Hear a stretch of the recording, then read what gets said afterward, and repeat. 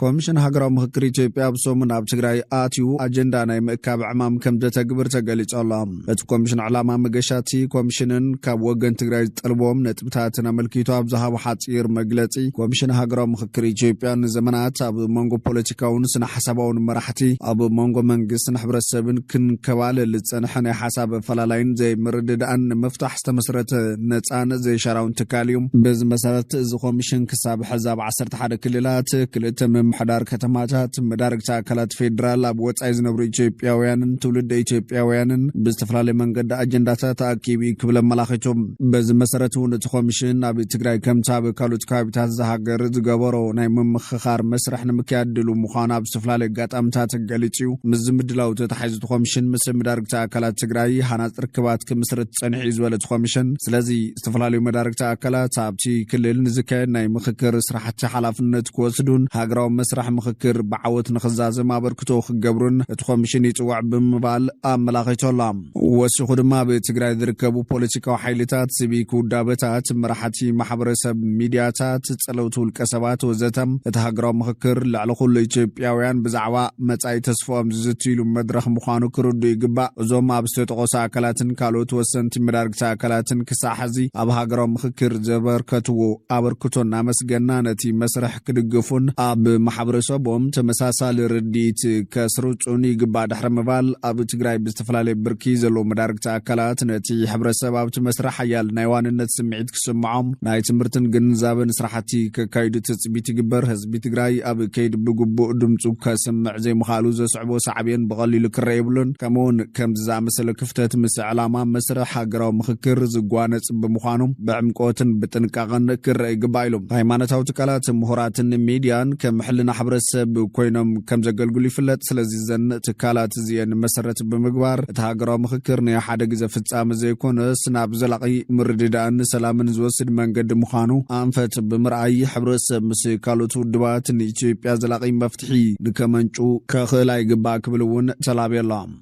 ውድብ ሕወሓት ዘይሕጋዊ ጽምዶ ምስ መንግስቲ ኤርትራ ምግባሩ ጸረ ውዕሊ ፕሪቶሪያ ይኸውን ክብል ውድብ ወለዶ ትግራይ ገሊጹ። እቲ ውድብ ነዚ ገለጻ ህሉ ኩነታት ትግራይ ኣመልኪቱ ንሚድያታት ትግራይ ኣብ ዝሃቦ መግለጺ እዮም። ውድብ ወለዶ ኣብ መግለጺኡ ሻዕብያ ጸላኢ ህዝቢ ትግራይ ምዃኑ እናተረስዐ እቲ ስርዓት ኣብ ትግራይ ከም ደስ ዝበሎ ንኽንቀሳቐስ እቲ ኣብ ስልጣን ዘሎ ሓይሊ ፈቒዱ እዩ ዝበለ ኮይኑ ወሲኹ ድማ ውድብ ሕወሓት ዘይሕጋዊ ጽምዶ ምስ መንግስቲ ኤርትራ ብምግባሩ ጸረ ሕገ መንግስቲ ብምንቅስቓስ ጸረ ውዕሊ ፕሪቶሪያ ኮይነሎ ኢሉ። ሕወሓት ተመዛበልቲ ከም መደራደሪ ሒዙ ፖለቲካዊ ከስቢ ንኽረክብ ይንቀሳቐስ ብምህላው ውዕሊ ፕሪቶሪያ ንኸይትግበር ዓንቃፍ ከም ዝኾነ ድሕሪ ምሕባር ብተመሳሳሊ ድማ መንግስቲ ኢትዮጵያ ግዝኣታዊ ሓድነት ትግራይ ብዘይምምላሱ ውዕሊ ፕሪቶሪያ ንኸይትግበር ይሰርሕ ኣሎ ብምባል ወቒሶም። ኣብ ትግራይ ፅፁዕ ብሄራዊ ዘተን ዝብል ክካየድ ጻውዒት ዘቕረበት ውድብ ዳግማይ ሓቋፊ ግዜያዊ ምምሕዳር ትግራይ ንኽጣየሽ ጻውዒት ኣቕሪባ ኣላ። ሰላማዊ ቃልሲ ንከይግበር ናይ ዕጡቕ ፖለቲካ ኣብ ትግራይ ብምህላው ሰላማዊ ምንቅስቓስ ንምግባር ጸጋሚ ኩነታት ከም ዝተፈጠረ እውን ኣብርሂዮም። ህዝቢ ትግራይ ጥሜትን ብረትን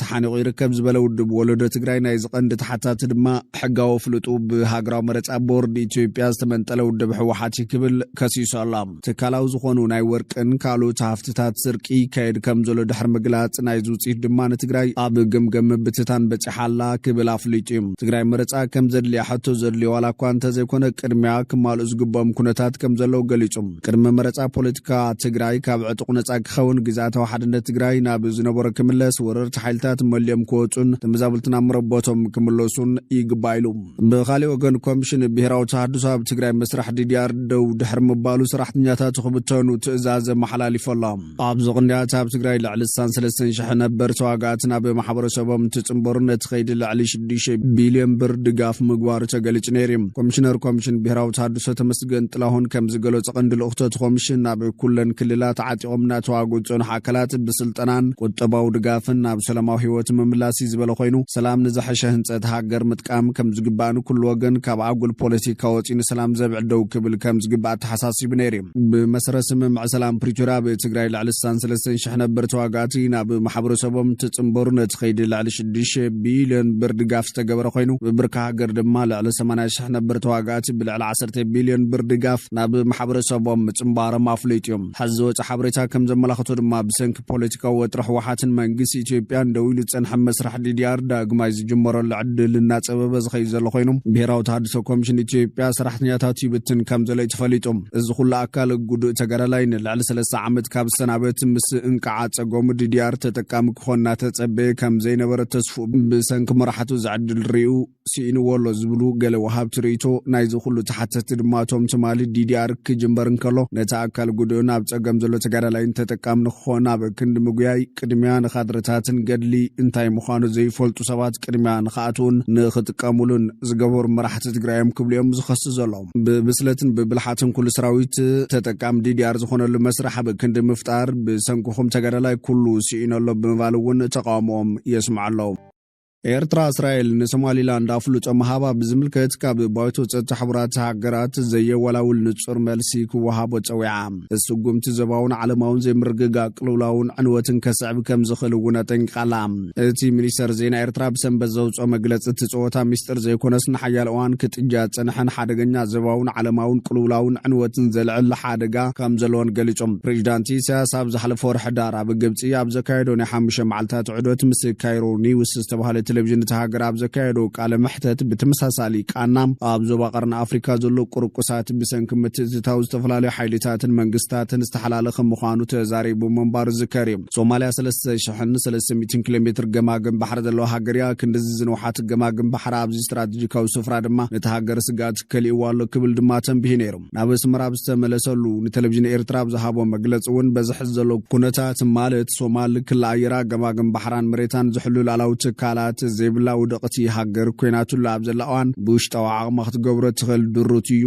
ድሕሪ ምባል ነዚ ነዊሕ ገማግም ባሕሪ እዚ ንምሕላው ውሽጣዊ ዓቕሚ ሶማል ግድን ክዓብን ክድልድልን ኣለዎ ካብ ነዊሕ ግዜ ቅድሚ ናጽነትና ከይተረፈ ጀሚርና ንሶማል ኣብ ጽቡቕ ቁመና ንምምጻእ ክንሰርሕ ጸኒሕና ኢና ኢሉ ነይሩ ኣብ ዝሓለፈ ሒደት ዓመታት 10,000 ወተሃደራት ሶማልያ ኣብ ኤርትራ ስልጢኖም ናብ ሃገሮም ከም ዝተመለሱ ይዝከር ብዘይካዚ ኣብቲ ምስሊ ሶማልያ የመን ጅቡትን ኦማንን ዝደወብ ወሽመጥ ዘሻቅል ወተሃደራዊ ኩነታት ይምዕብል ከም ዘሎ ኣንቢቶም እቲ ዋናዊ መግለጺ ሚኒስተር ዜና ኤርትራ ድማ እቲ ብእስራኤል ዝተወሰደ ኣፍሉጦ ሃገርነት ሶማሊላንድ ኪኖቶ በግሰታት ኩነኔን ምንጻግን ካብ ደረጃ ባይቶ ጸጥታን ኣባላቱን ዘየወላውል ንጹር መልሲ ክወሃቦ ይግባእ ይብል ቀዳማይ ሚኒስተር ቤንጃሚን ኔታንያሁ ብዓርቢ 26 ታሕሳስ 2025 ኣብ ዝሃቦ መግለጺ እስራኤል ንሶማሊላንድ በወግዒ ከም ነጻ ሃገር ኣፍሉጦ ከም ዝሃበታ ብምግላጽ ቁጠባ ሕርሻን ማሕበራዊ ልምዓትን ናይ ምትሕባር መደባታ ከም ተስፍሕ ገሊጹ ብድሕሪ እዚ ኮሚሽን ሕብረት አፍሪካን ካልኦትን ንሶማሊላንድ ዝወሃብ ዝኾነ ይኹን ኣፍሉጦ ብምንጻግ ንሓድነትን ላዕላውነትን ሶማልያ ንምኽባር ዘለዎም ተወፋይነት ደጊሞም መረጋጊጾም እዮም ቀዳማይ ሚኒስተር ሶማልያ ሓምዛ ዓብዲ ባረ እውን ሃገሩ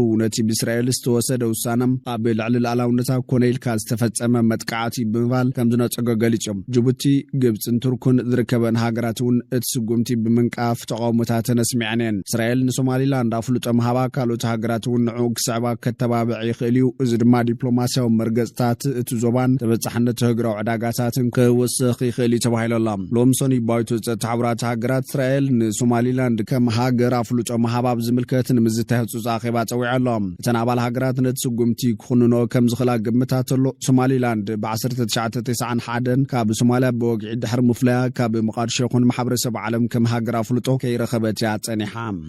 ቻይና ነቶም ኣብ ታይዋን ኮይኖም ታይዋን ካብ ቻይና ክትፍለስ ዝሰርሑ ዘለዉ ሓይልታት ንምህዳንን ንምጥንቃቕን ኣብ ከባቢ ታይዋን ወተሃደራዊ ልምምድ ክትገብር ምዃና ገሊጻ እቲ ሓይልታት ኣየር ባሕርን ምድርን ተላፊኖም ዘካይድዎ ወተሃደራዊ ልምምድ ፍሉያት ሓይልታት ተኮስቲ ሮኬታት እውን ክሳተፍዎ ምዃኖምን እቲ ልምምድ ብናይ ብሓቂ ምትኳስ ብረታት ተሰንዲሶሉስ ክካየድ ምዃኑ ሰራዊት ቻይና ኣብ ዘውፅኦ መግለፂ ሓቢሮላ እቲ ጃስቲስ ሚሽን 2025 ዝብል ስም ዝተዋህቦ ወተሃደራዊ ልምምድ ኣሜሪካ ንታይዋን $11 ቢልዮን ዝዋግኡ ዝተፈላለዩ ወተሃደራዊ መሳርሕታት ከም ዝሸጠትላ ድሕሪ ምሕባራ ነዊሕ ከይጸንሐ ብቻይና ተኣውጅ ዘሎ ኣሜሪካ ንታይዋን ወተሃደራዊ መሳርሕታት ምሻጣን ቻይና ኣዝዩ ኣቆጢዕዋ ከም ውጽኢቱ ድማ ኣብ ልዕሊ ወተሃደራዊ ንብረታት ኣሜሪካ ኣገዳ ክትገብር ኣገዲድዋ ኣሎ ብዘይካዚ ቻይና እቲ ኣካል ግዛት እያ ትብላ ታይዋን ኣብ ዓመት ዚ ወተሃደራዊ ዓቕማን ምድልዳል ዝገበረቶ ሓያል ሸመታ ጽዋር ኣቆጢዕዋ ቤት ጽሕፈት ፕሬዚዳንት ታይዋን እቲ ቻይና ኣብ ከባቢ ታይዋን ከካይድ ዝብለቶ ወተሃደራዊ ልምምድ ንዓለም ለኻዊ ሕግታት ዝጥሕሲ ብምባል ነቒፍዎ ኣላ ሚኒስተር ምክልኻል ታይዋን ቦጎኑ ሎምሶኒ ወጋሕታ ወተሃደራዊ ነፈርትን መራኸቢ ውግእን ቻይና ኣብ ከባቢ ታይዋን ከም ዝተረኣያ ብምሕባር ስርዓት ሚሳኤል ምክልኻል ነፈርቲ ከታተለን ከም ዘሎ ሓቢሩ ሰራዊት ኣብ ሓያል ተጠንቀቕ ከም ዘሎ ብምሕባር ንህዝቡ ካብ ዝኾነ መጥቃዕትን ምክልኻል ድልው ከም ዘሎ ሚኒስተር ኣፍሊጡ ኣላ ንከባቢ ወሽመጥ ታይዋን ዝከታተል ምብራቃዊ እዚ ቻይና ኣብ ዌይቦ ዝተባሃለ ማሕበራዊ ሚድያ ዝለጠፎ ጽሑፍ ነቲ ወተሃደራዊ ልምምድ ዕርዲ ፈትሒሉ ገሊጽዋ ቻይና ንነዊሕ ዓመታት ታይዋን ብሰላማዊ መንገዲ ምስ ቻይና ክትጽምበር እኳ ክትጽውዕ እንተጸንሐት እዚ ምስ ዘይኸውን ግን እታ ደሴት ታይዋን ካብ ቻይና ከይትንጸል ሰላማዊ ዘይኮነ ገባብ ክትጥቀም ከም እትኽእል ሕግታት ብምጥቃስ ክትሕብር ጸኒሓ መንግስቲ ቻይና ፕሬዚዳንት ታይዋን ላይ ቺንግ ናጽነት ታይዋን እዩ ዝሰብኽ ብምባል ብተደጋጋሚ ክትኸሶ ጸኒሓ ፕሬዚዳንት ላይ ቺንግ ታይዋን ድሮ ላዕላዊት ሃገር ምዃና ብምግላጽ ነጻ ሃገር የኢላ ምእዋጅ ከም ዘድልያ እዩ ዝገልጽ ንሱ ብሰንበት ኣብ ቴሌቪዥን ታይዋን ቀሪቡ ኣብ ዝሃቦ ቃል ቻይና ክትበጽሖ ናብ ዘይትኽእል ብራኸይና ክንድይብ ዘለና ድሕሪ ምባል ንቻይና ናይ ምትኹታኹ ድሌት የብልናን እንተኾነ ሰላም ኣብ ናይ ብሓቂ ሓይሊ እዩ ዝምርኮስ ክብል እዩ ገሊጹ